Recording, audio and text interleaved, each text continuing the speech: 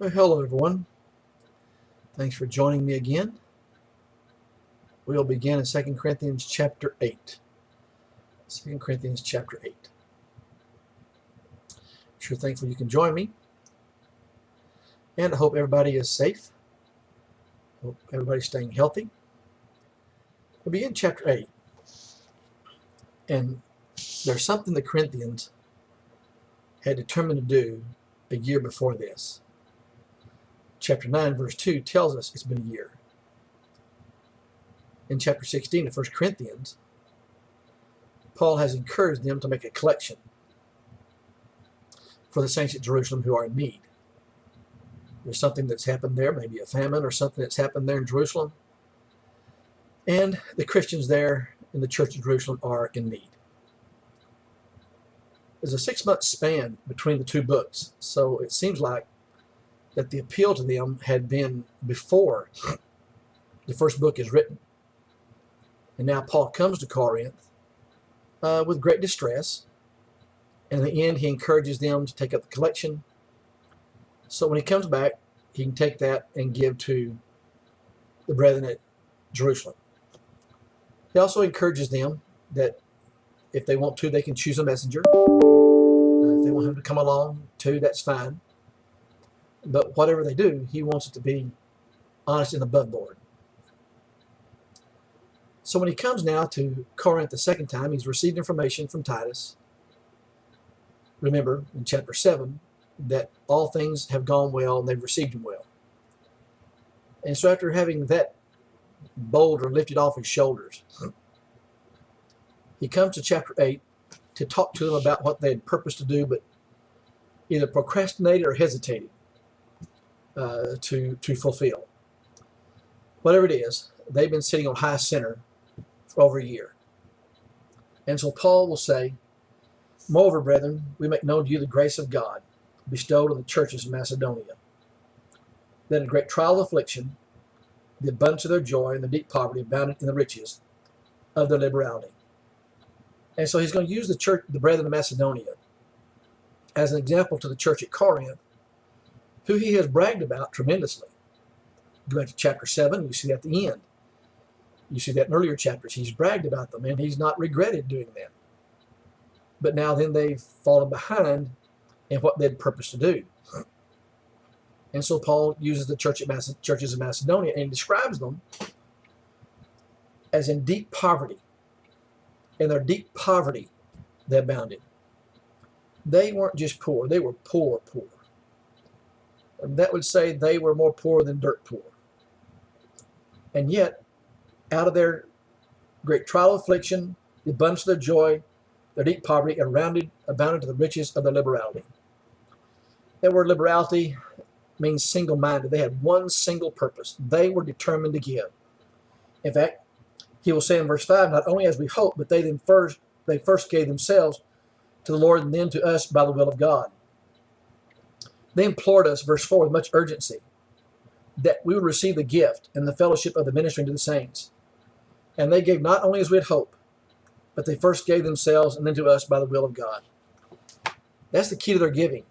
Paul said, we came to them, we didn't ask them anything because of their deep poverty. But they implored, that they put the pressure on us to receive this. And when they gave, it was beyond anything we ever imagined. And the reason was because they first gave themselves. When we go back to verse 3, he says, I bear witness that according to their ability, yes, and beyond their ability, they were freely willing. Why? Because they had given themselves, and they had given themselves to the will of the Lord. Now, in verse 3, he's not saying they gave beyond their ability. How can you jump higher than you can jump? How can you give more than you can give? Often when this passage is used to talk about giving, someone will retort, yeah, but you better watch it. Someone may give more than they can give. No, you can't give more than you can give. However, they were willing to give beyond what they could give. Their will was to go beyond. They came to a certain point, but their will was to go beyond that point. The Corinthians had said they would, but they haven't. The Macedonians were not asked to do, but they willed to do. And in fact, implored Paul and those with him, please take this. So giving is accepted based upon the will of man to give. And it begins first by giving oneself. If you look down in verse 12, he said there's a willing mind. It's accepted according to what one has, and not according to what he does not have. Here's this willing mind. They gave themselves to us and to the will of God beyond what we imagine. They were willing to give, and they were willing to give more. Now, while the gift of the Macedonians, dollar for dollar, might not have measured the same as what the Corinthians could do, when it comes to will, they're above the Corinthians. Because the Corinthians have the ability, but they have not followed through on the will. But when the Corinthians give and the Macedonians give, there's not a difference in the amount they give, in the will with which they give. The amounts may vary, but before God, they stand equal. Before God, there's no difference. Why? Because the Macedonians gave willingly, and they were willing to give more than they could. You might consider the widow of two mites. It says in the text that there were some who gave out of their abundance, but she gave out of her want, and she gave more than they all. What if she had 5 mites? Do you know what she would have done? Well, she would have given 5 mites. But what about those in their abundance? They did not give as this woman gave. She gave, and she was willing to give more. They gave out of their abundance. She gave out of her want. The will to give is the secret to giving. In Philippians chapter 2 and verse 13, Paul says, it's God who works in us both to will and to do of his good pleasure. God could get to do. He could have programmed us that way, and we would not have operated any other way. But it's not simply the do that God wants. He wants man's will. And when God captures man's will, he will also get the do. It's not a matter of am I checking the boxes. It's a matter, do I have the heart? Do I have the heart, the will to do God's will? Am I willing to do God's will? You know, David lived in a cedar house, which was an elaborate house at that time. And he said to Nathan, it wasn't right that he lived in a house of cedar, and the Lord was worshiping in a tent, so he was going to build the Lord a house. At first, that sounds like good news to Nathan. But then God speaks to Nathan and says, you go back to David and say, when did I ask you to build me a house? God's not chiding David. David can't build the temple because he's a man of blood. And so God tells him, no, your son will build the house.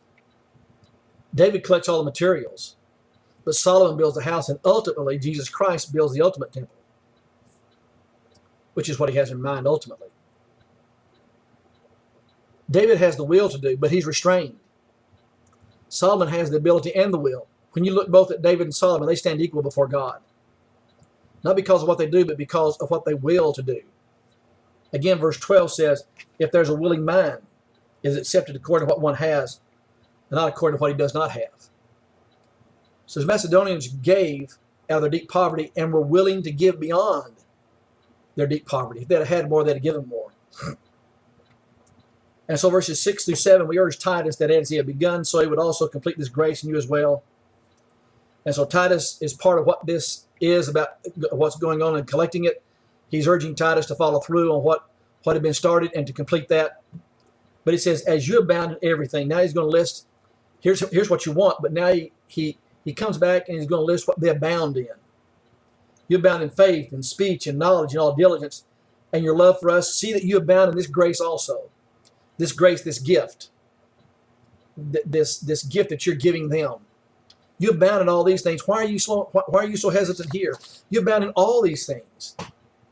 So follow through on what you abound in, but abound in this grace, in this gift also. Get with it and follow through. And Titus, help complete the mission there. Then in verse 8, he says, I speak not by commandment, but I'm testing the sincerity of your love by the diligence of others. You see that?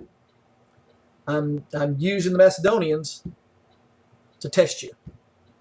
I'm looking at the diligence of the Macedonians to test you. Will you be as diligent as they are? Will you be as fulfilling of your promise as they have offered to us, even when we didn't ask them?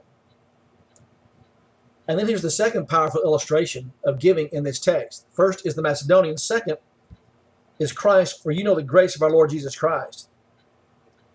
that though he was rich, yet for your sakes he became poor, that you through his poverty might become rich. It was God's will that we become rich spiritually. And what did Jesus do to enable us to have the opportunity to be rich? He willingly gave himself. He impoverished himself that we might be rich. So the question is, would you follow through on giving like Christ gave? Two powerful illustrations of the kind of heart that we ought to have when we give. And then in verse 10 of this, I give advice. It's to your advantage not only to be doing what you began and were desiring to do a year ago, but now you must also complete the doing of it, that there was also readiness to desire, so there may be a completion of what you have desired to do. So Paul again is just saying, come on, I'm using the Macedonians as a test of diligence. I'm using Christ. So come on, you determined to do this, and it's your advantage to complete it. It's your advantage to follow through on this. So complete what you said you would do. Follow through on it. I've bragged about you to others. Now, complete what you said. You keep your word. Follow through on this. And then verse 13, for I do not mean that others should be eased and you burdened, but by an equality, that now at this time your abundance may supply their lack, that their abundance also may supply your lack, that there may be an equality. And Paul is simply saying, I'm not asking you to become impoverished that they might have. I'm not asking you to put yourself in the poorhouse. The Macedonians were already in the poorhouse. They didn't give to put themselves in the poorhouse. And Paul's saying, I'm not asking you to give to the point you put yourself in the poorhouse. I'm asking that they may have the needs that they have supplied just like you have your needs supplied. And as a result, that the time your abundance may supply their lack. I'm asking there to be an equality, a satisfaction of the needs. Here you have abundance, and they have a need, now supply that need, so there'll be an equality between the two of you, so there won't be a lack. That's what he's saying here. He's not saying this is a collective property of all, but what he's saying here is, I want you to get on with what you said you would do. It's to your advantage to complete it. And I want you to share what you have with others so that out of your abundance, their lack may be satisfied, and therefore their abundance, they may supply your lack, that there may be an equality. And then he gives this illustration from the Old Testament about the giving of manna. He who gathered much had nothing left over. He who had gathered little had no lack. God supplied what each one needs. Here's the man who had gathered much, none left over. He had what he needed. Here's the man who gathered little. He had no lack. He had what he needed. Provide their need out of your abundance. And then their abundance may also supply your lack. So you have this sharing, this mutual sharing that goes on here, that takes place. And then in verses 16 to 24, he deals with this messenger thing that he introduced in chapter 16 of 1 Corinthians. But thanks be to God who puts the earnest care for you into the heart of Titus. First of all, we see that there's this earnestness that's there. For he not only accepted the exhortation, but being more diligent, he went to you of his own accord. And we have sent with him the brother whose praise is in the gospel throughout all the churches. And not only that, but who was also chosen by the churches to travel with us with this gift, which is administered by us to the glory of the Lord himself, and to show a ready mind. Notice here you have the earnestness of those who are going to travel, as mentioned by Titus. Here you have the diligence of those who are going to travel. We don't know who this brother is that's going to travel with them, but it's someone they've chosen, and it's someone all the churches knew. It was someone of great reputation among them. And Paul said the reason of this is we don't want anybody to be blamed here. Avoiding this, that anyone should blame us in this lavish gift which is administered by us, providing things honorable, not only in the sight of the Lord, but also in the sight of men. And so here Paul speaks to the fact that he wants this gift supplied to the point there can be no doubt that everything is honest and above board. No doubt people have the gift, and there's no question about how this was handled. The phone's ringing here. I'm right in the middle of this, so we'll let it ring out, and I'll finish the comments so it doesn't bother us. Okay, maybe it's finished. The point I'm trying to make is Paul wants this to be honest and above board. Here's this collection it's going to have. No telling how much money it was. But he doesn't want anybody to have any question about about handling this. Titus, you know, here's this man you chose. I'm with them. Here are men you have confidence in. They're going to be the messengers.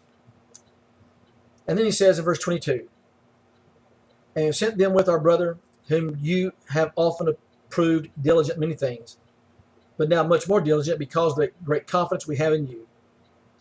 If anyone inquires about Titus, 800-482-5659. God bless you, Pastor. We hope this finds you safe and happy. if anyone inquires about Titus, he is my partner and fellow worker concerning you. Or if our brethren inquire about, they are messengers of the churches to the glory of Christ. So you see the earnestness, you see the diligence, you see their partners, and you see this is all to the glory of Christ. So Paul said, you know Titus. I'm sending him along. You're very, very familiar. But if you have any question, he's my partner. He's a fellow worker. And so here's Paul. Here's this brother you have chosen, a man of good reputation. All the churches know him. And here's Titus, someone you know, someone you have a good confidence in. And if you lack anything, he's my partner. He's my fellow worker. So if you have any confidence in me at all, then you can have confidence in Titus. Therefore, to show them and before the churches the proof of your love and of our boasting on your behalf. Paul said, we're bringing this gift to the church at Jerusalem from these Gentiles to show a proof of your love and of our boasting on your behalf. We have boasted them about you. And so we're bringing this gift, and it is going to be testimony to the kind of love you have for them. And it's also going to confirm what we have said about you to them. A powerful passage that speaks to more than just the amount of dollars we should give. It speaks to the kind of heart we should have. I think a second thing that's powerful here is that Paul is so earnest about making sure that everything is above board, that everything is handled in an honorable way, all to the glory of Christ. But he keeps coming back to this, that may show the proof of your love and of our boasting on your behalf. He keeps coming back to that boasting on your behalf.